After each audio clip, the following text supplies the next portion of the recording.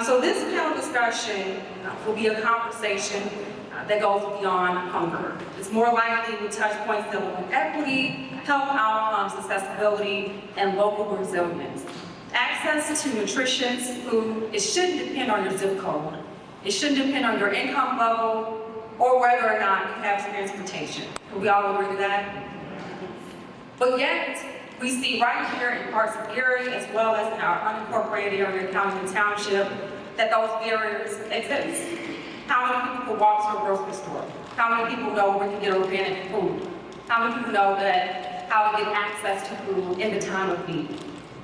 So whether it's limiting grocery store options, the affordability of it is also an issue. As we know, inflation is hitting, and before that came into play, food options were excessive cost. That's why people choose the cheaper option and get the $5 biggie bag, right, from Wendy's, instead of taking part in Chef Blake's presentation, learning and getting those ingredients and doing helpful options for yourself and your family.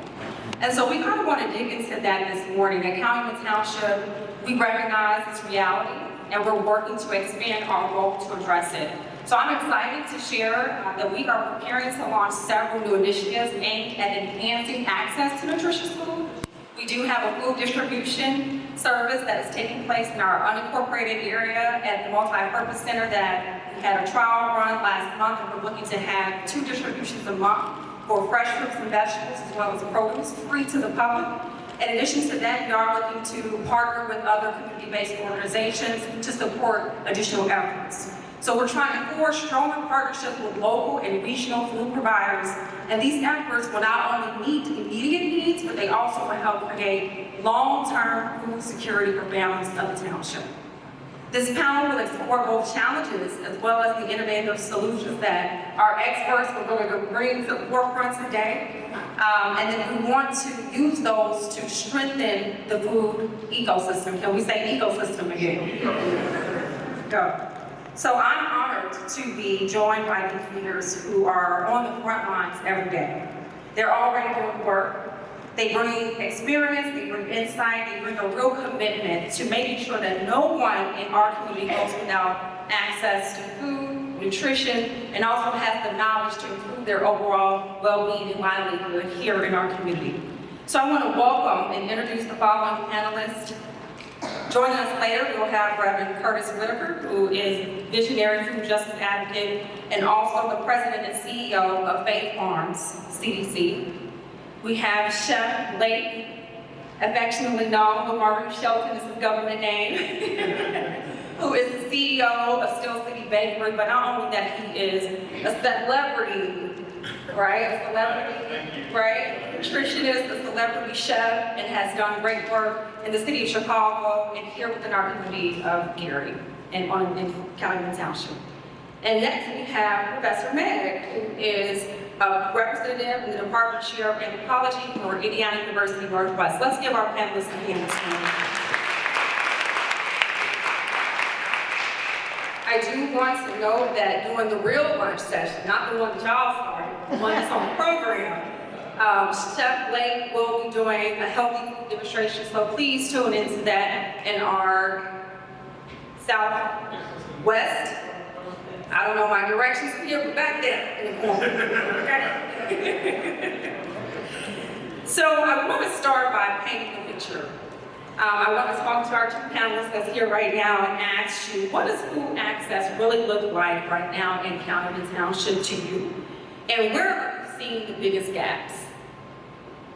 Yeah, that's a really great question. Yeah, so when I think about food access and the gaps and what that looks like in Calumet Township and the city of Gary, I think about the kind of inequities that we have. I think that there's a lack of accessibility to diversity of options.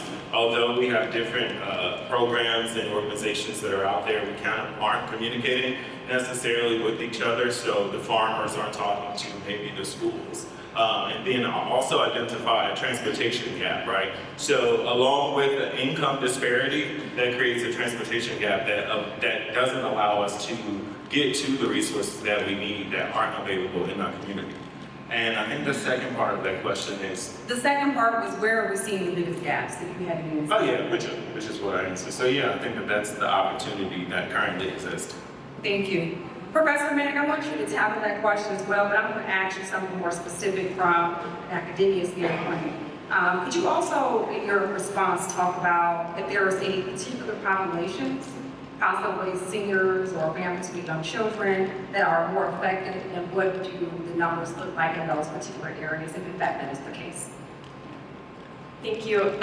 So as I mentioned when I was invited to this panel, I actually do very little work in this area. My background is really in Chicago's Indigenous American population and the relationship with food and health within that community. But to answer your question and build off of what Chef Blake was saying, is, when there are these gaps and there's limited access to nutritious food, we know that there's really detrimental health outcomes that can go along with that.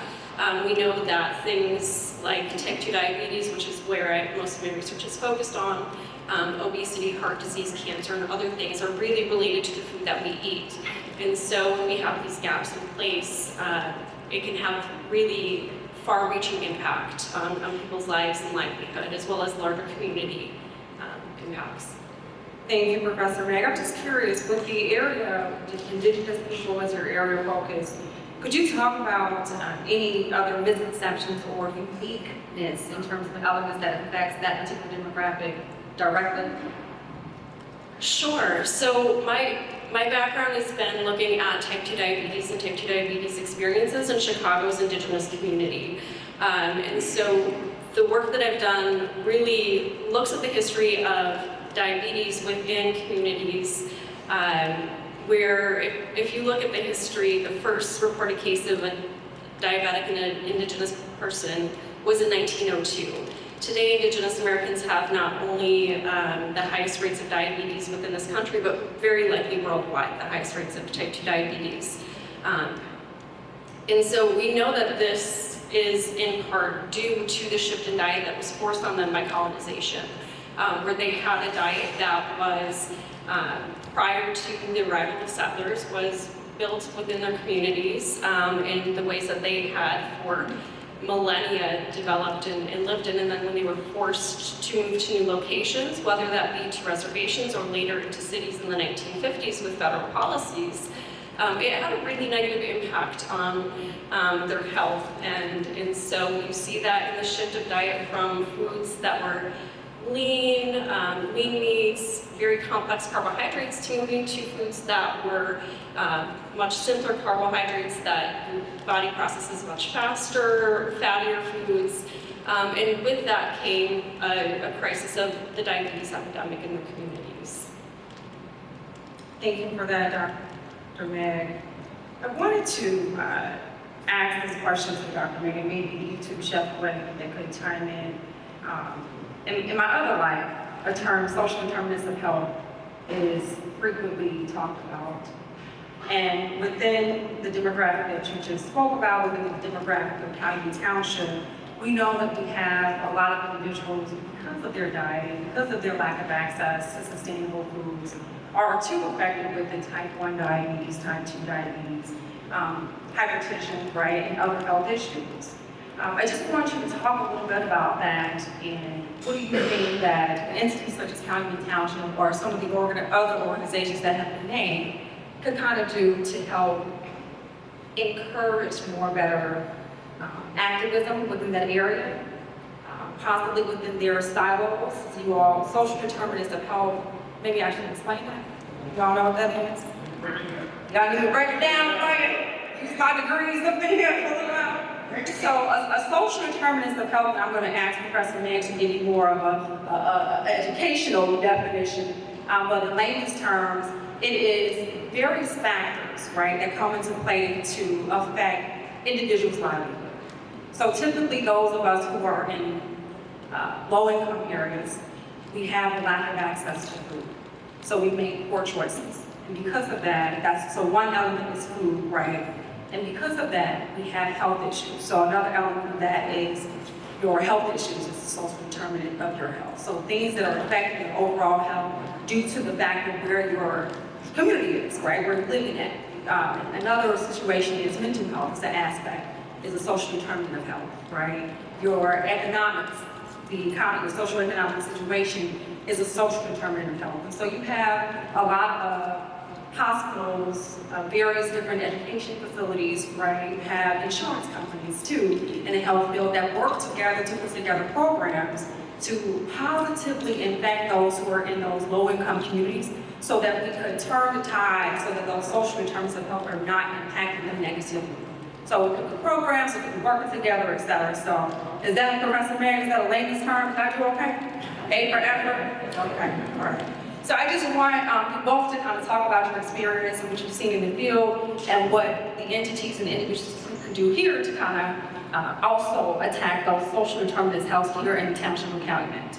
Yeah, absolutely. Yeah. So for me, for those of you who don't know, I teach nutrition classes, right? I am a sugar artist, but I teach nutrition classes because I believe that you should balance that out. So anything that involves meal prep or just access or working from farm to table. And so I think that it really begins with strategic partnerships. You know, it always begins at the bottom level, right? So how do we attack it from an entrepreneur standpoint? Maybe a strategic collaboration with business owners, because it's about creating, as a business owner, we operate with the intention of maximizing profit, but to establish and answer a need of the community. And so whilst wanting to capture our profit and to continue to grow, we still need to be able to have access to a product that is available. So maybe having a conversation through those development programs and those entrepreneurship programs that says, hey, look, and maybe if we're opening up a restaurant, we can partner with the farmers, right? Maybe if we're opening up a grocery store, instead of working directly with those larger suppliers, we're coming in and we're working with local suppliers or local accessibilities to provide foods that are available that grow within the region for us to do that. And I found that in my experience, we've done that. We've partnered with different communities and gardens throughout the Calumet Township as a whole, and it's the Oasis Botanical Garden, or working with Faith Farms, et cetera, and so forth. And so just creating those marketing and just opportunities to kind of partner and provide that resources at an entry level would be strategic and advantageous in my opinion. That's very good. Thank you, Chef Blake. Professor May?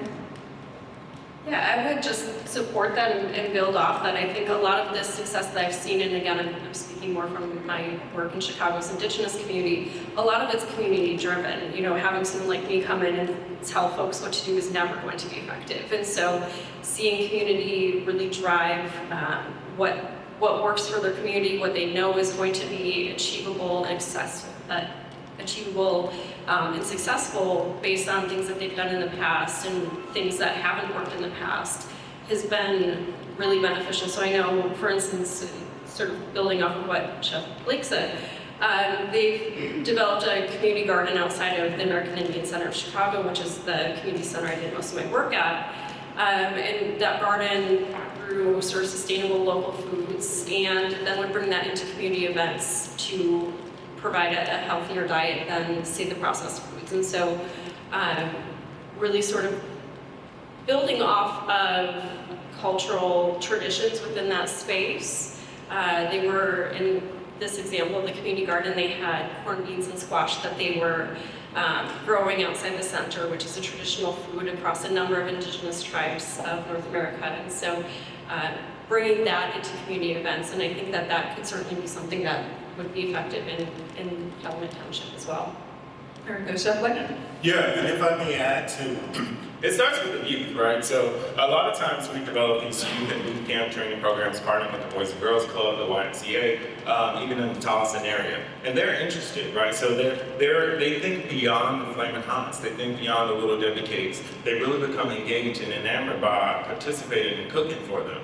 And some of my past experience before the Opportunity Hub was to be redeveloped into a larger entity, we were cooking on hot plates, and they were so enamored. We made fresh foods where we were shopping, where we partnered with the county markets and the Miller Case to say, hey, look, we're going to go grocery shopping because we have to teach you how to shop, because everything that you need is on the perimeter of the store, and everything that you don't necessarily need, and then causes and adds to those diabetes and hypertension, all of these other elements that afflict our community are within those aisles that are just confusion, and you don't need to access that. So really providing resources and education to the youth as well is a great way that we can kind of get in front of the issue that we're experiencing now. So that's a great one, and I was going to ask Professor Mann, but I felt like you had a tie into what she said. But you mentioned, doing the work in the community, and that is one of the most basic things, right? Grassroots. Could you name some of the organizations that you know of that is actually doing it well, and possibly we can take some lessons learned from that we can kind of research after this and do the work to learn more about those organizations? Yeah. Yeah, or Chicago too. We're cousins to Chicago. We can speak them right there, right? So yeah, either whoever's doing the work well, so that we can research and kind of bring up and see if there's anything that we can do or entities who are represented here can do to kind of tie it together. Sure. So within Chicago, especially the Native community that I worked in there, the American Indian Center of Chicago was also closely partnered with St. Kateri Center of Chicago, and St. Augustine's, which is no longer an open center in Chicago, and then American Indian Health Services. And a lot of what they were doing in those sites was a lot of community-driven sort of healthcare education and sort of sharing of information that worked with the youth as well as with the elders in the community to make being healthy fun and to make learning how to eat healthy fun so that it would be more sustainable in the long term.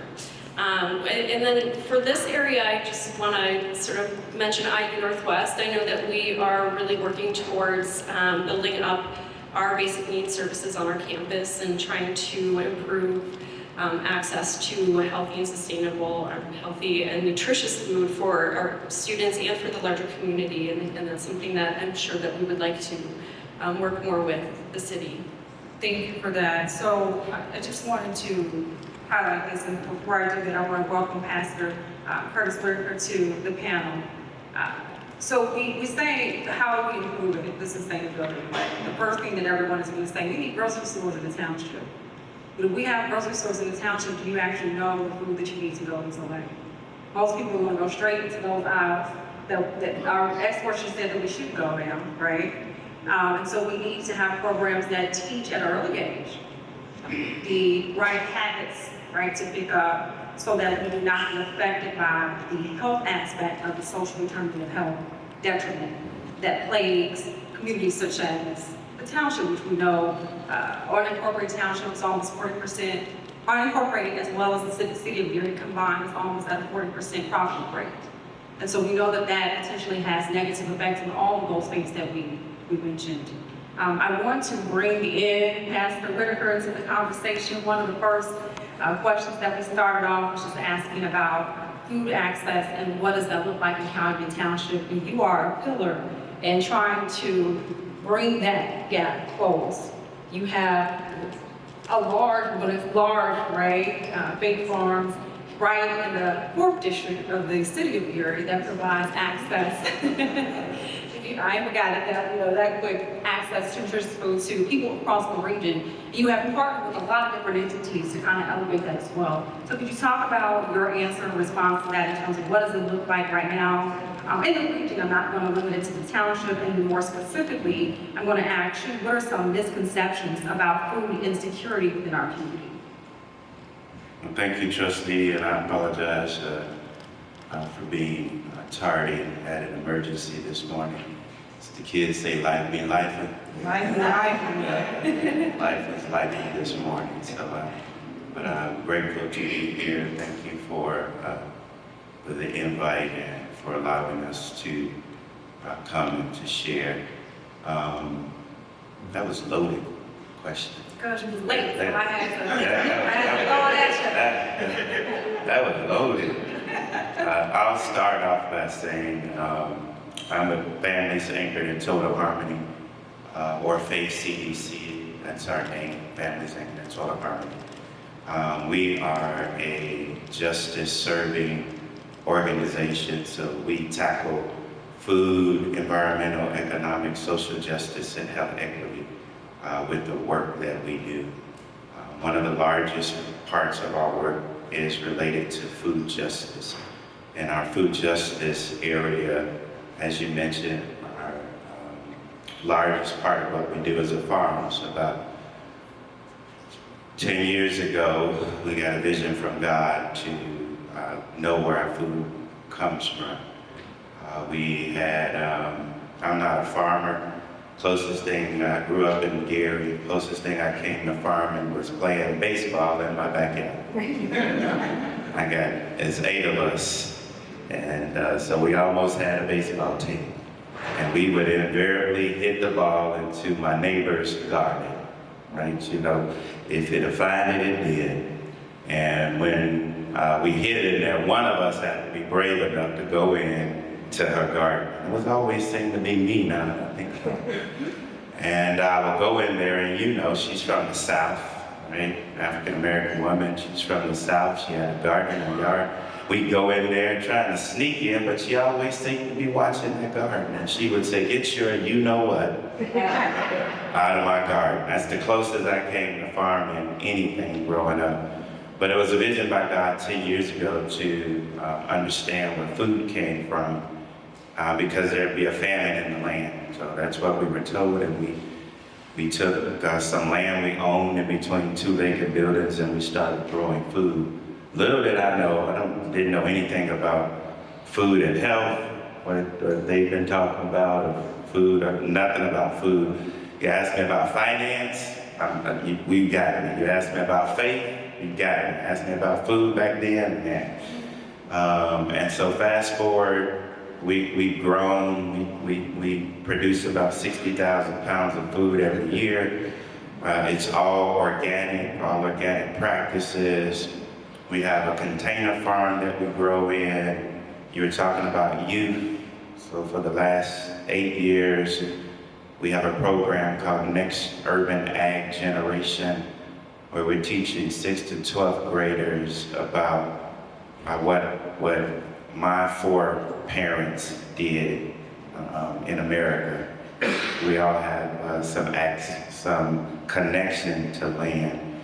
And as we move forward to get to the question, it is about nutritious access to food that we need. So we have another program, it's called a Food is Medicine program. And my partners, Frida Graves, you all may know more about Frida, introduced me because she's a nurse to the impact of food and medicine. Because we're dying, as Chef said, from heart disease. I didn't realize it, but it's the #1 killer of Black folks in the country. I didn't know that. And so here's what I said: we can do something about that, right? And so we don't have to ask anybody else to come in and do anything for us that we can do for ourselves. And so we've empowered other farmers, Black and otherwise, BIPOC farmers, to engage with us in this work. Our latest piece is the Black Church Food Security Coalition. I don't know about you all, but I grew up in a church, and every Sunday my pastor said, "We raising money for a building fund." Anybody? I'm talking about my church. We never built a building. I don't know if y'all never got one building, but every Sunday, pastor would collect. He's talking about me. He would collect it, and it never got built. And we have churches now that are doing the same thing, and I ain't knocking them for doing that. But while you're waiting for that building to be built, use the land in a productive way. And so that's what we're partnering with churches. I work with churches in Fort Wayne, South Bend, Michigan City, Indianapolis. I got to fly out to California because the pastor wants me out there to do some stuff. We have the land. We have the access, and we can do and bring nutritious food to our communities. Thank you, Pastor Williams, for that. Thank you. I have a question in regards to that. I can ask a question. Did you know for Q&A? You gonna stay with us? You gonna leave? Well, I'm very busy. Congratulations to Gary with the conviction center. So I'm moving around. Okay, we're gonna get there real quick. Q&A, okay? You'll be my first one to call. Thank you. So thank you, Pastor Whitaker, for that insight. I'm going to dig into some questions, I think specifically within the areas of expertise that you have. And so Chef Blake, you actually talked about in your last response, the entrepreneurial side of things. I also want to say that I was mentioning, we always state that the answer to it is building new stores right here that we can walk to or have accessibility to. I mentioned that we also have to teach, right? We have to be able to adapt to like the cultural barriers, et cetera, to ensure that we create better habits. But I will say this too, from a development standpoint, we're talking about housing, we were talking about mixed use homes and buildings, et cetera. They gave the example of a Costco, right? Costco being on the level 4 first, and so that is something that we should be looking for our leaders who have that accountability for, to incorporate that in our community. So we're talking about development, and I'm looking at Councilman at Large, Miles Tolliver, you're going to lead the charge for us and take this back to your colleagues. When developers are coming asking for subsidies, as Ms. Leslie talked about from you all, the mandate should be that we can give you a subsidy if you are creating these type of developments within our community that will help us address the social determinants of health. And we want to have this type of business in those particular developments. And so that is a round approach in terms of how we can also work with this insight to handle that and bring our entrepreneurs and those with us as well, right? So Chef Blake, you built the business rooted in food. Can you talk about the role a little bit more about entrepreneurs and how do they play in expanding access to healthier, more affordable food options in neighborhoods? I want to hear about your business specifically as well, what barriers that you face, and also what can the public do to also support local food entrepreneurs who want to make a social impact like yourself? Absolutely, look at that, the loaded questions. Come on now. Thank you. Yes. So a little bit about me, right? So I did, as Todd Atkins was stating here, Trustee Atkins was stating, I did build a business around food, right? So in 2006, I started a bakery called Black Rose Pastries in Chicago, online, right? So how to create simply delicious, incredible edibles, right? Something that tastes amazingly good using really great products. So yes, you had the sugar. Was it a little bit sustainable and nutritious? Not so much. But that allowed me to continue to grow. As my experience continued and as I continued to migrate, working in different roles, operating as purchasers and buyers with larger companies for Stack and Teal, Food for Less, working with training and development corporations like Walmart, I started to begin to look consciously within myself, even partnering within the American Culinary Federation, and we started to create programs, and that inspired me to create Steel City Bakery. What is Steel City Bakery? We still create absolutely delicious, incredible sweets and edibles, but this time we focus on all of the things that people don't necessarily focus on. So we use high quality ingredients. Yes, we do make products that are sugar-free, that are diabetic friendly. Myself, I am allergic to all of the things, right? So to include soy and dairy and all of the gluten, and so we make products that are sustainable and that are impactful, that will allow us to feel that satisfaction from that sugary craving that we need, but it's still receiving that nutritional benefit. So substituting things like the flours for chickpeas and things of that nature. What does that look like, and how does that, or how has that impacted me? When I first began, I encountered many barriers from education, right? So the lack of education. So I had to partner and network and kind of invest in myself in order to create the awareness so that I can develop products that will benefit my community. Also, I had to, as an entrepreneur, I faced things like capital, right? So, and if it wasn't for partnering with different cities and organizations, I wouldn't be able to kind of continue to pour back. And so I said, since I'm creating harm technically by still pouring sugar into my community, right? Because one can argue that if we're using cane sugar, it still is going to have a detrimental impact as opposed to bleached white sugar.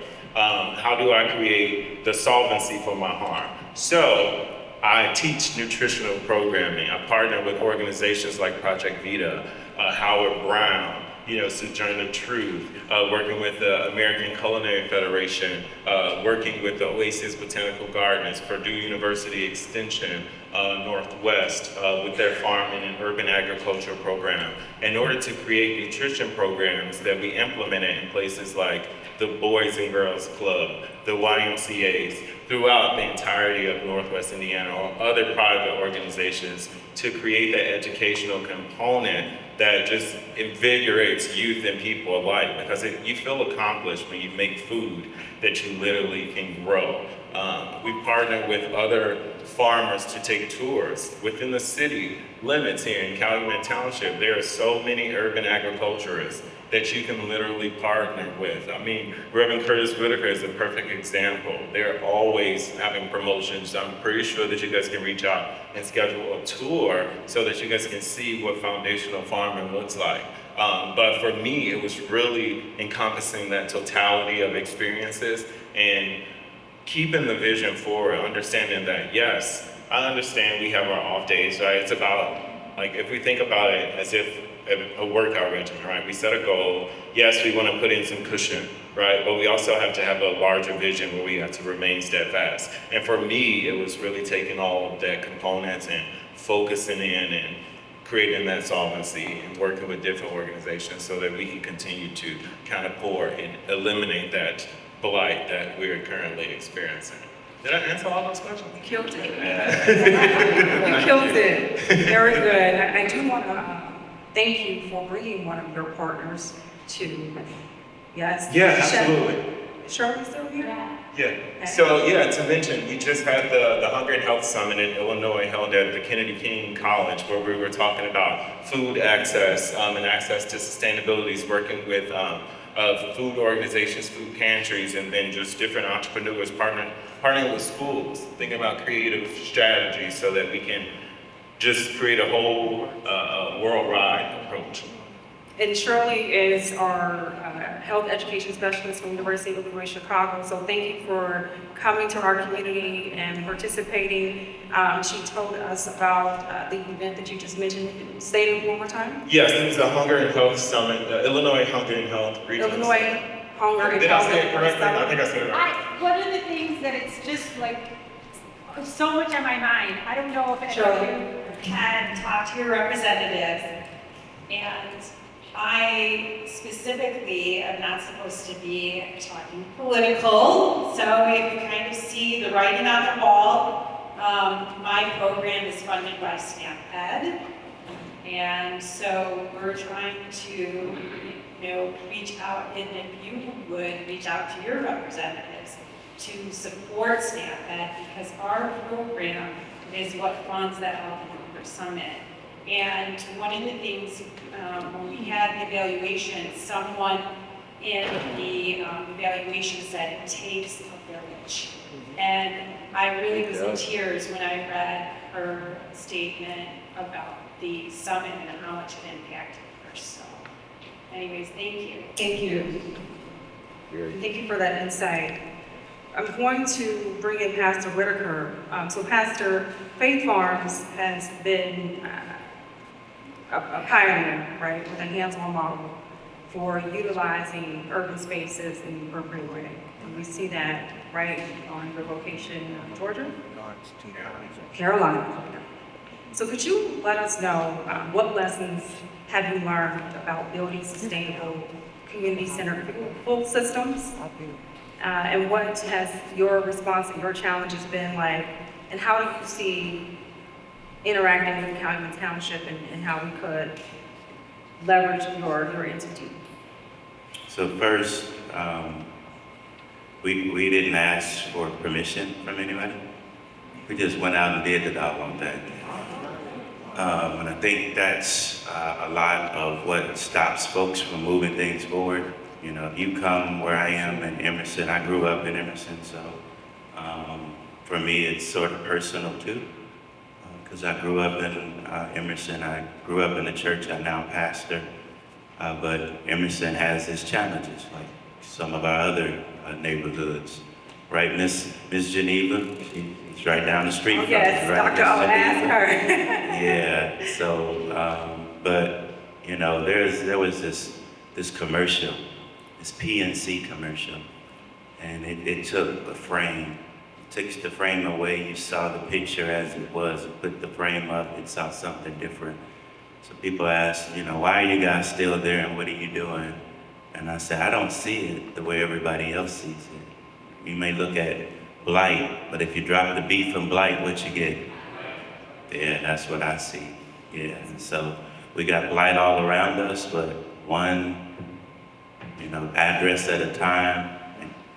We're partnering with whoever wants to partner with us to achieve what we believe God has called us to do. And so, but this isn't just about giving food away, right? This is a business for us. This is a business model.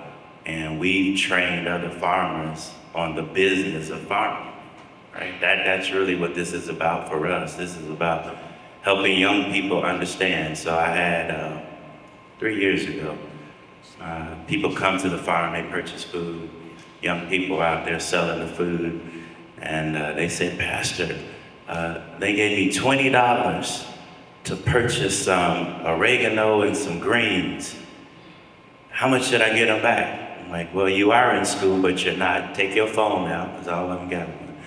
Use the calculator on your phone and figure it out. But here's what I need you to do. You take them out of the farm. So go wash them, because chef knows, and most folks know, people eat with their eyes. I had to learn that. And so if it looks presentable, they'll do something with it. But afterwards they came and said, we just sold $20 worth of food. I said, yeah, this is a business. So you can sell herbs legally.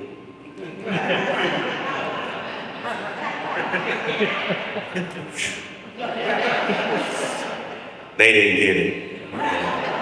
But that's what we're teaching. That's what we're teaching, we're teaching the business of food. So I'm a business person. And so everything I do has a business bent and a business frame. So we got a grant from somebody and we built a flash freezing facility, right? Took an abandoned building that everybody was dogging us about because we got it donated to us. And I said, go look at that building. You would say, you took that building, but we got a grant and we breathed new life into an abandoned building. And now we have the only check this out, the only flash freezing facility. So think about anytime you go to the store and get frozen vegetable or fruit, we're the only one that does that in at least a 50-mile radius. Crazy, right? So this is about the business of food and helping. So I don't want to have my stuff in somebody else's store. So what am I doing? Because you keep bringing up stores. So I'm gonna create a store right on the corner of 6th and Virginia Street. Malcolm X Drive is what they call it now. So we've been invited by the USDA to submit a grant to do just that, to create an ecosystem from, that we had, and we learned about the Underground Railroad, right? Most of us whose foreparents didn't voluntarily come to this country, they involuntarily came here. Most of them look like you and me. And so they had an Underground Railroad, and so we want to take the toll road, right? And we want to create food hubs in Fort Wayne, in South Bend, in Michigan City, in Gary, Hammond, East Chicago, all the way into Chicago, down into Indianapolis. That here it is, that's controlled and operated, this might get me in trouble, by Black people. Right? Because we can control our own economics with food. Think of Fannie Lou Hamer, right? Think of others in our history that have controlled their own destiny with food. Here's the reality of food. Everybody needs it. Everybody gotta have food, right? And so that's what we're doing. So I'm excited about our flash freezing, but I'm more excited about the store that we're getting ready to create. It's a food hub. So all of the things that we do, from the farm to the young people, to farmers in Gary and outside of Gary, Like in June, we got farmers from all over the country coming here to see what we're doing, right? They wanna model what we're doing in other places around the country. I don't really care about it because that's, that's what they wanna do. But our goal is to increase the neighborhood that we're in, take our little 2-block radius and form a concentric circle, right? That we can get development going around and around and around, right where we are, and we can do that with food.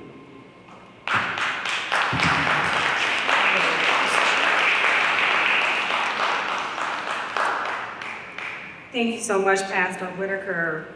Jim's has dropped with that mic drop as well, so we receive all of that. Before we move to the next question, which I want to engage Professor Meg, and I want to acknowledge my former colleague of the Gary Common Council, representing the 6th District, Dwight Williams, is here. Councilman, where are you? Oh, he's in the back, lunching. Okay. Thank you for coming. Thank you for supporting us. And also, I do want to recognize one of our health leaders within the community, resident of the 1st District, Dr. Melvin Richardson, Methodist Health Hospitals. Thank you so much, Dr. Richardson, for being here. Appreciate you. So, Professor Meg, we learned that your area of expertise is the effects on the indigenous people. But from the backgrounds that you've heard from Chef Blake as well as Pastor Whitaker, I'm just curious to know about the synergies between the effects and cultural effects of that group and what we know also affect this community as well.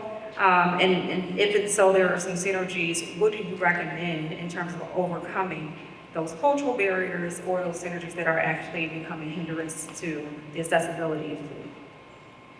Sure.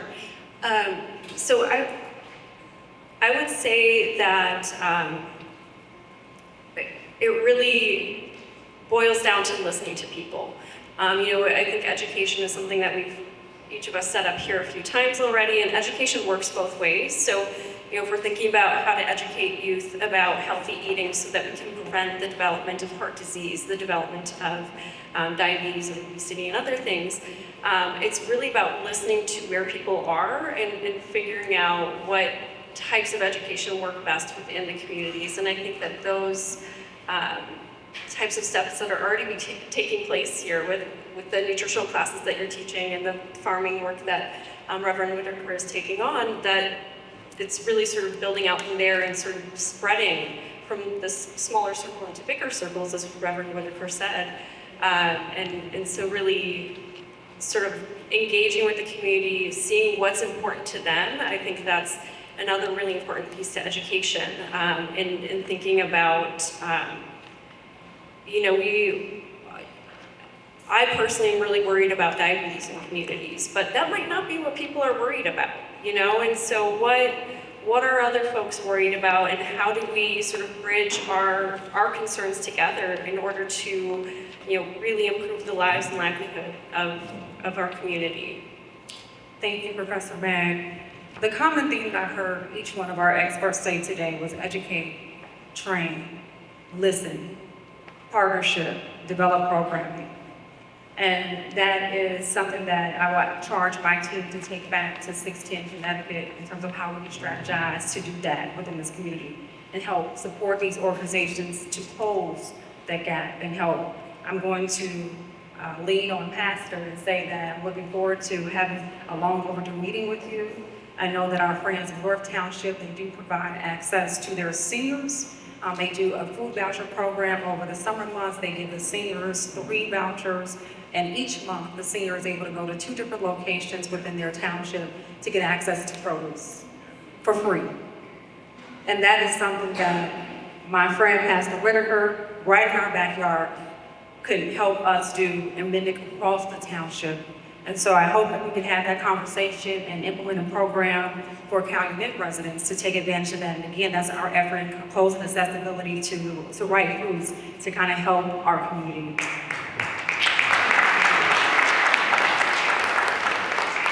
I also just wanted to tie in some things that Professor Meg said. Her focus area is the indigenous people. But as we learn, the effects of that community is also affecting this demographic that is mainly in the Calumet Township area. So we learned it's a grassroots approach. We learned it's really helpful to work with different programs and different communities and partnerships to kind of educate the individuals. And some of you all might know, but if you've seen the signage, one of the programs or assistance that the Calumet Township Office provides is food vouchers in the time of need, right? So we provide food vouchers, but we don't give any guidance on what food you can get, right? We provide guidance on the stores that you can go to utilize those gift cards or vouchers. But there might be something that we can work with the programs and kind of give guidance for individuals to kind of, again, help close the accessibility to the right foods, right? And give directives so that it can also help improve diabetes, right? We want to decrease that effort. It's very, very passionate. And we know that our community is affected by that, right? And then lastly, Chef-led. Great job in terms of what do you do when you have entrepreneurs in your community who have the ability to have social impact in these areas. You talk to them, you let them know that we appreciate you having your business in our community, but we're tired of fried chicken on the menu, right? You give them suggestions, and then you support them, right? Because they are too a part of the ecosystem. Everybody say ecosystem. Everybody say elevation. There we go. And so we appreciate that insight. Pastor say preach, okay? So we appreciate that insight, and I just want to iterate something that Pastor said too, in terms of he had a program where they're teaching people how to be farmers, right? So within the township, I'm going to charge my team to come up with the plan as well. What we need to do is we need to not just support recipients, but we need to create participants, right? So how do we help those in hardship who come to our office? And let's be clear, we all just one decision away. You know, one decision, one day, one moment away for having to come into the township office and need aid. I've learned from my team in certain situations, the trustee, though we have the eligibility requirements, the trustee has the authority if in fact you were making 6 figures and you lost your job and you've been out of job for 4 months and you got 3 kids and now you can't, you're living paycheck to paycheck, though you was making 6 figures. It happens every day. But I have the authority by state statute. They come into our office to give approval despite what our eligibility requirements state. So everybody in here is just one decision away, right? So I want to ensure that we are learning from these experts today, that we are looking at the social determinant of health as food access, and that we are actually being a part of the conversation with these entities and how we can help support a better resolve and mitigate the risks to the people that live in Calumet Township and the region as well. I don't want to limit it to Calumet Township because I think what we're doing is great and it doesn't need to be limited to Calumet Township. Myself and my senior advisor, we're going to have an output readout with some of my colleagues in Wayne Township. I have a great relationship with the trustee there, North Township trustee, and so we talk.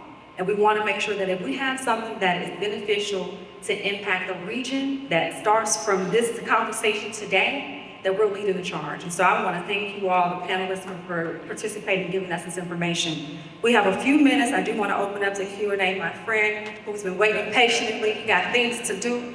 So I'm going to ask my staff to give him the mic so you can hear his great question and allow our experts to dig in deep. First of all, thank you for allowing me to speak. One of the questions I have for the pastor is that, Can you say your name, sir? My name's Anthony Hicks, a former councilman. Anthony Hicks. Yeah. For the third district, from Hammond, and also precinct committee for over 30 years. So it's very important to me that the outreach is done, not just in Northwest Indiana, but throughout the state of Indiana. And the first question I have is, first, I don't know where the farm is. Secondly, in terms of getting the information out, what are you implementing to get the information out throughout Northwest Indiana so that other areas are familiar with you, and what are you doing to make sure they're aware what can take place in regards to the farm? Secondly, as it affects the federal funding that we know all kinds of cuts are taking place, how is that going to affect your budgetary budget in regards to implementing these programs as well in Calumet Township? Thank you, Mr. Higgs, for your question. Pastor Whitaker, I'll let you tackle the first question. First, thanks, Higgs, for your question. How do we get the word out? Man, if I had to answer to that, I'd be on to something. But we hired folks to help us. Many of you know Chelsea Winnington. She works with us to help us get the word out. Those who participate in the program with us, Miss Geneva, she goes around talking about our greens. She buy about 20 pounds of them every time she show up. So it's folks, but you asked an important question because folks often don't understand the importance of where food comes from. And so we get all the time, well, such and such is selling their greens for X, why yours Y, right? And so a lot of what we do is about educating folks about the value of farm fresh food. So in the store that we create, it's only gonna have farm fresh food. So I got my own chicken line right now, right? And so my own chicken is it's called Faith Farms Chicken. It's gonna be in the store. I got my own honey line, 10 hives, serve honey, be in the store. Second question was politically, what are we facing? So I just lost a grant from the USDA. It was a planning grant for the Black Church Food Security Coalition. And I lost it because it has black in the word, right? But I said we're not gonna stop because it wasn't because of that grant that we started this work. And if God be for us.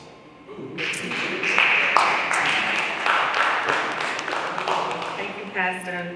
And Mr. Higgs, I'm not sure if you wanted me to address the question too from a Calumet Township perspective. I'll do it quickly.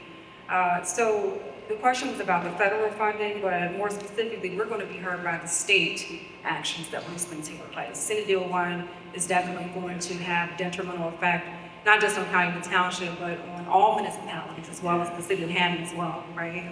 And so I will say this, the work of Pastor Whitaker, when he was I would say, advisor to one of my predecessors, actually put Calumet Township in a good position. Is it a great position?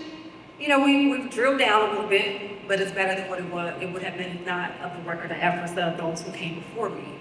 So I would say that we do have a good position where we still will be able to implement our projects at par of what we've been doing in the previous years, but of course we'll be planning for the future.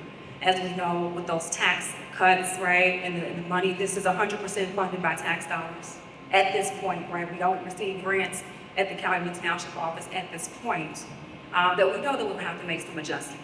So in the upcoming weeks, we're looking for conversations with our financial planners to see within year 2 or 3 after this, what do we need to adjust? But within this next year, we have no plans to decrease our efforts. We're actually looking to, what was that? Elevate, right? So we're gonna keep moving.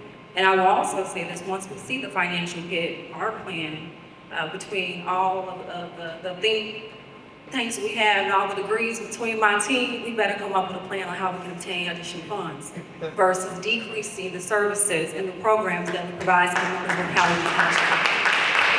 So that's what I would be looking to do, to try to supplement the hit that we know we're going to take in the upcoming years. And thank you so much for your question. And just one other thing, you know, the Senate bill that was passed downstate with Link, you can no longer buy things like pop and potato chips and all that. Yeah. So that's going to affect a lot of kids go to school and they don't have any breakfast. So again, the nutrition part is very informational in regards to helping them, but also it has to be put out there in the community so that the community and the children and the families are aware how these can be implemented in schools. Because a lot of kids go to school without eating. Yes, sir. Okay? Thank you so much. You're welcome. Ma'am, can we get a mic for the front here? Oh, I'm sorry. Dr. Richardson, he says I have something to say. If you can stand up, Dr. Richardson. But first of all, good morning. I guess I just want to thank you. Up a little bit closer, doctor. We can't hear you though. Oh, I'm sorry. Let's go. There you go. There you go. Okay, so first of all, I just want to say thank you for this forum, to be able to come out and to speak to people. Typically in my forum, as you can imagine, physician, most of the time it's a one-on-one. I always like, whenever I give presentations like this or talk, I always like to make it interactive. So can I just ask you a question? How many people here have heard of Ozempic? Jill, Okay, all right. So the question was asked, how do we get the word out? And it's by word of mouth. I'm having patients flood into my office now saying they would like Ozempic, and I haven't spoken to them about it. I don't know how they learned about it. Some of them have talked to other relatives, or they've seen the commercials, or they've seen Oprah Winfrey, or whoever the celebrity is, lose weight. And so the way we get the word out is word of mouth. Every person in here can be a vessel. Go out and tell 7 more people about the information that you hear today. Right? One of the things, and of course I know Shep, like, he was so kind to come to us. It's so interesting. The other thing too is, that you probably don't even remember, I met you some years ago, and I still remember a quote that Reverend Winifred told me, and I still use it to this day. He said, we don't live in a food desert, we live in a food wasteland. And I stole that quote, and I use it all the time. I do credit you. So how you doing? You think it the first time, you say really good, next time you say somebody. And so to the point, what I would ask you to do is, since for this brief amount of time I have this forum is one, just medically speaking, in medicine there's 4 types of prevention. There's primary prevention, secondary prevention, tertiary prevention, and coordinated prevention. And so what this panel is basically talking about, what this forum about is today, when you eat right, you're talking about primary prevention. We prevent the disease from ever happening. Yeah. And unfortunately in medicine, Western medicine is what we practice here in America, right? So we're predominant. What we're very good at is secondary and tertiary and coordinated. And that is, we have the medication, right? Once you get hypertension, once you get diabetes, once you have the heart attack, once you have the stroke, once you have atherosclerosis, once you have all the medical conditions, we can treat you. But we don't spend a lot of time talking about how do you avoid diabetes? How do you avoid hypertension? How do you avoid chronic musculoskeletal conditions? How do you avoid chronic back pain? How do you avoid a stroke, a heart attack, and things like that? We spend too much time talking about how to take your medications as opposed to how to avoid to never get on the medications. And I'll finish with this statement. If anybody else has questions, of course, I would refer to the panel and myself if they have any questions. One of the things, there was an article that came out probably about 15 years ago, and the article looked at, is it better to eat right or exercise? What do people think? Is it better to eat right or exercise? Exercise. Eat right? Eat right. Eat right, yeah. If you never have, for those who don't like exercising, if you don't want to exercise, eat right. Because what the study shows is, if you, and I'm sure Chef Black and Rep. Whitaker speak on this, if you never take in a bad substance, your body never has to process it.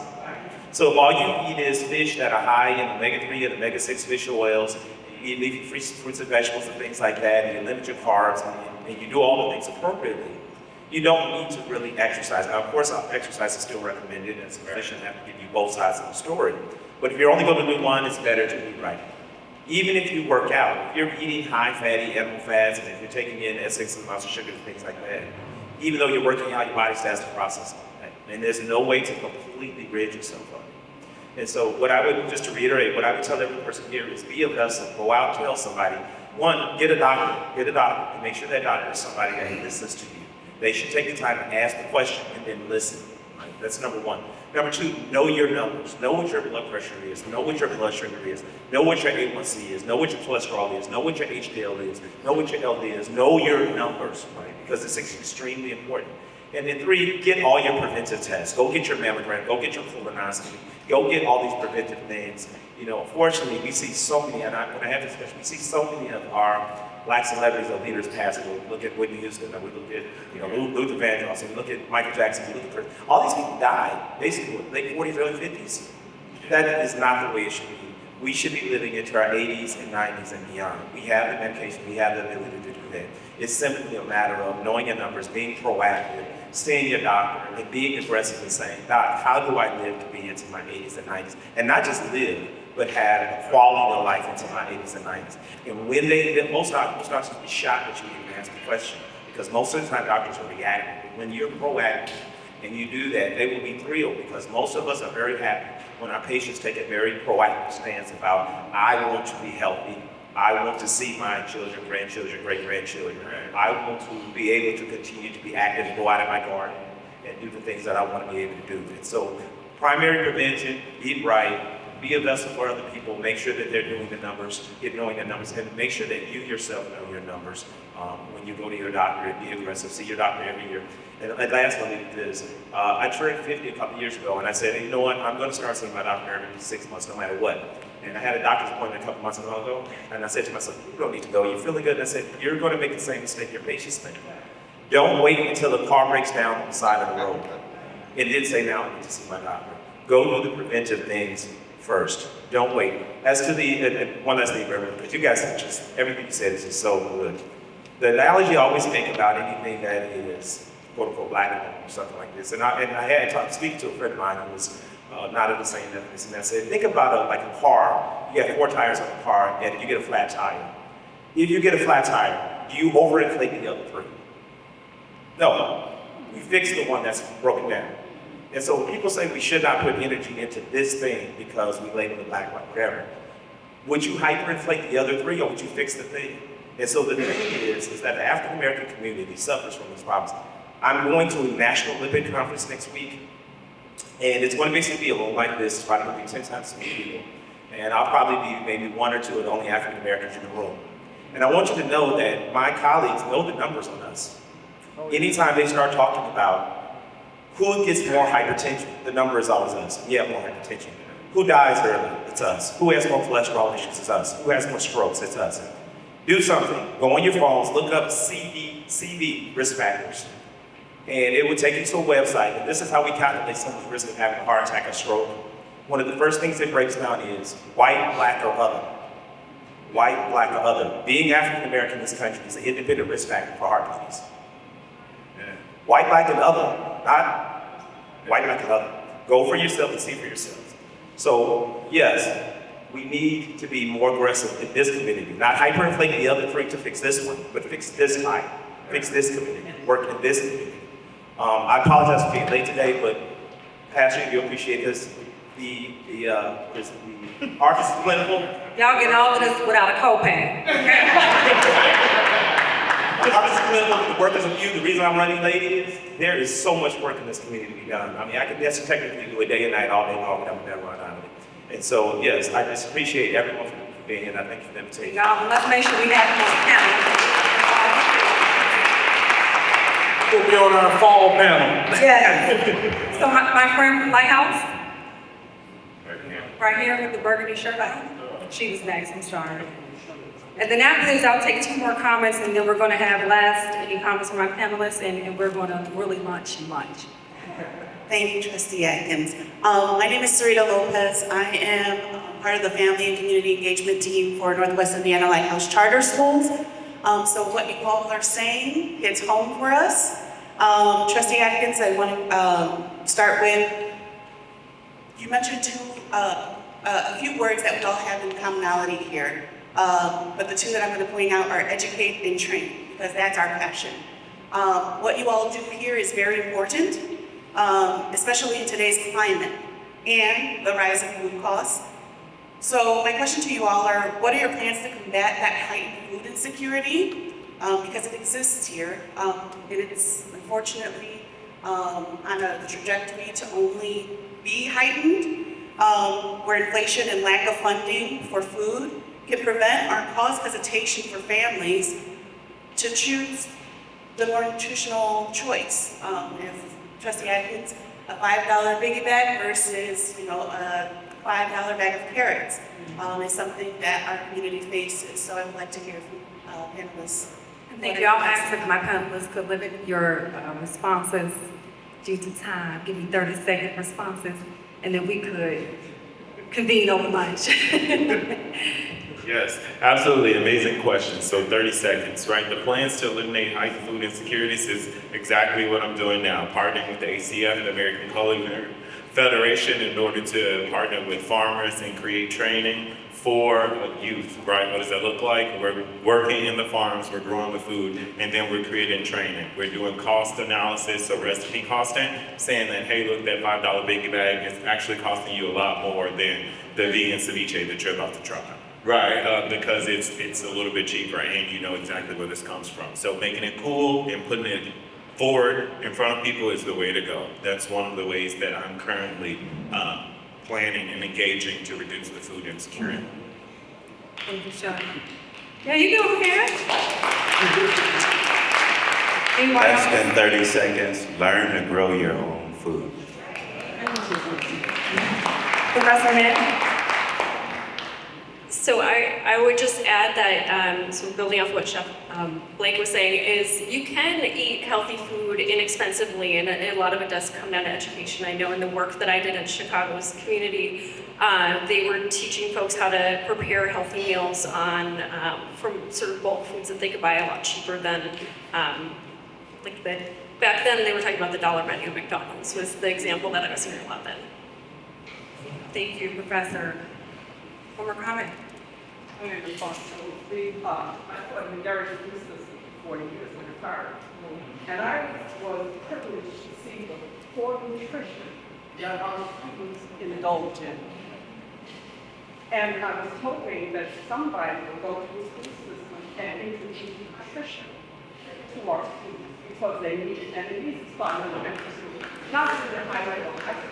I was wearing hat farms because I used to go and create my own meals from cooking. But they just kind of vanished, so I'd like to see that. So happy that it's coming back. Thank you. Thank you so much. Ms. Palmer, you have one last question for us? Can we get the mic over to it? Let's make sure that it's turned on. I don't know if it's turned on. They're gonna adjust the mic. You're just for you. Yeah, put, make sure the green button's on. Yeah, keep, hit the button. You did. Green, okay. Thank you so much. Oh, for the last 6 months, my church has been involved in a hypertension research project in Rush Hospital. The course gave us heart to heart, which we learned how to read things, read everything that you pick up in the store. Because everything that you read that's nutritional is not, if it has a high sugar content. That being said, I kind of fell in love with spaghetti squash. So I was using the spaghetti squash in lieu of spaghetti. But I can't find it in my area. Pastor, what do you got? Do you have it? Okay. Thank you so much. I appreciate that because I had to go away. See how easy that to was? find my spaghetti. But I think one thing too, this is my last statement. We are in a food desert, but there are things we can do. When you go in the grocery store, pay attention. When you walk in the aisle, if the first thing you see are potato chips and popcorn and baby, they're not in your best interest. If you go in the store and you see vegetables first, that's where you should be. Thank you. Thank you so much, Ms. Walker. So before I ask my panelists this last question, I want to acknowledge the public safety leaders of this city. Our police chief, Derek Cannon, is here. Chief, please stand up and wave. Thank you so much for your support. Our chief of the Gary Fire Department, Larry Tillman II, is here. Thank you so much, Chief, for being here and your support. And our public safety officer, Gary Fire Department, and the president of 359, Kevin Bifford, is here. Kev, thank you so much for your support and for being here. And so I'm going to, again, ask my panelists to give me a 30-second answer response, because now we really should be lunching. However, my question to you all is, where do we go from here? What do we do from now until we reconvene in fall to execute all of these great ideas? And where do you see this township, if any way, playing a player in that theme of that strategy? Yeah, where do we go from here? I think the answer to that question is simple. It's up, right? We continue the conversations that we have. We continue implementation into strategic partnerships. We challenge ourselves to really evaluate what a food desert is, right? Really look at those definitions, the desert part, right? The lack of the food, the nutritional part, right? We have food here, but let's be a little bit more creative. Let's look at the ground, what we actually have, the green spaces that we have. How can we partner? How can we leverage or activate existing spaces through partnership with city organizations to maybe create a farmer's market or pop-up like what we see are existing in the downtown areas. But really taking that creative and a strong and bravado approach and saying, hey, we really want something that is good for us and it's not flame hot or Lay's. And so just being consistent about that message, and that's my piece, the Chef Play. Beautiful, thank you, Chef. Professor Mack? Yeah, I'm inspired by this panel and the panel earlier today where collaboration was sort of a key term that kept coming up. And so I think building on conversations that are happening, really working towards educating folks from youth on up about what healthy eating means and how to do that within what might be a food desert here in this area and figure out ways in which to help folks determine the best ways to prevent these long-term health conditions that can develop out of eating diets that are less healthier than others. So collaborating with others in the community to help get those messages across and in a really effective way. Beautiful, thank you, Professor Mann. Pastor? First, thank you again for inviting us here and for engaging in this conversation.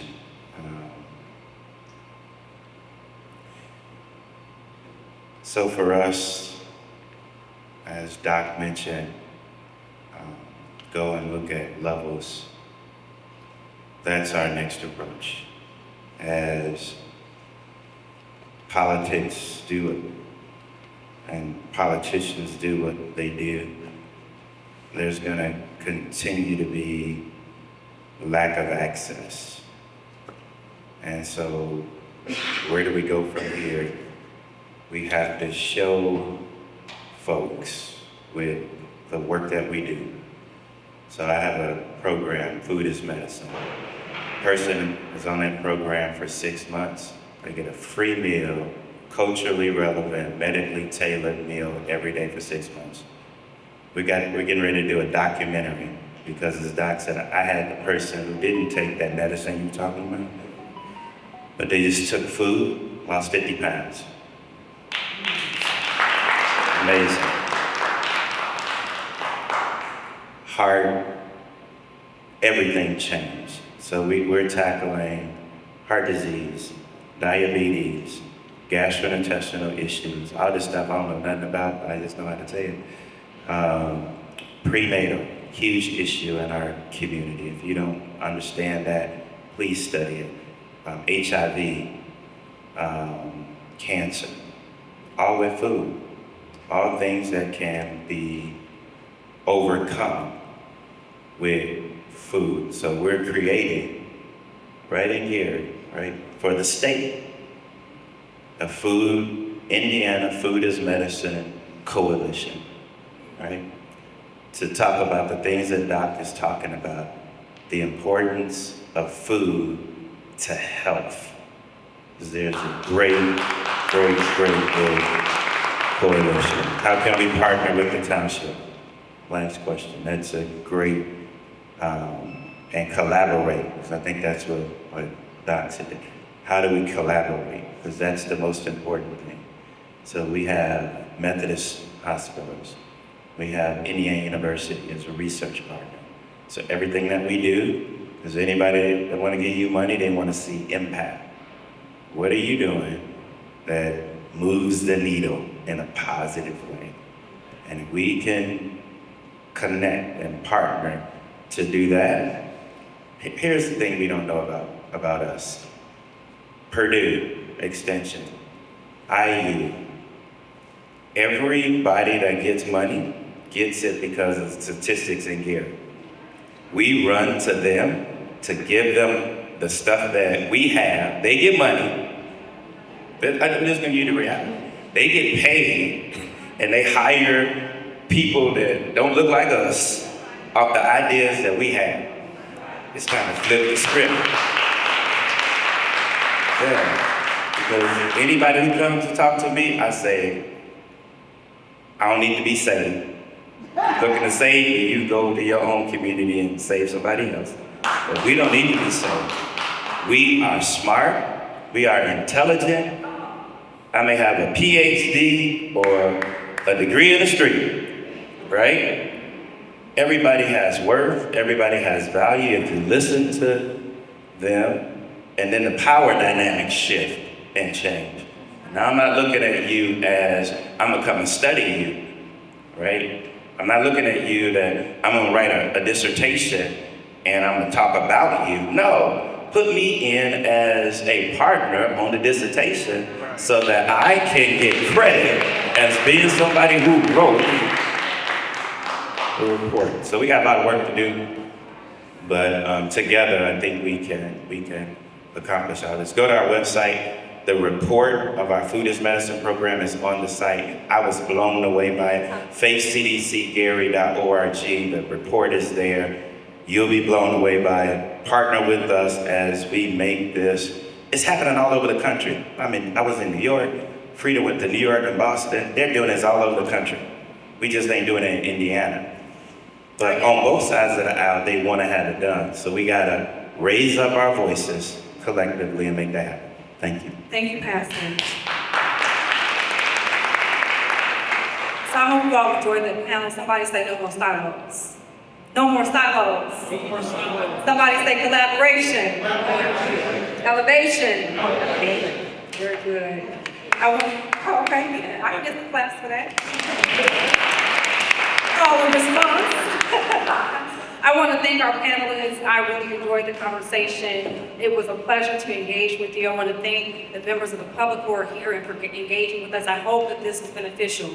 I want to reassure you that as the leader of the Calumet Township office, we take this issue seriously. We will not be leaving what we've discussed today on the floor here at Marquette Park Pavilion. We'll be taking this information to 16. We'll be looking to collaborate, right, and work with these partners and develop new partners within our community, implement programs within our community to address everything that we touched on in this panel.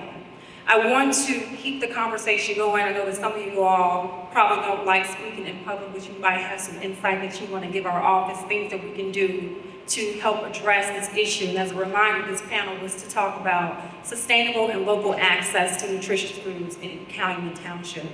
You can contact our office by emailing us at trustee@calumettwp-in.gov. Again, that's trustee@calumettwp-in.gov.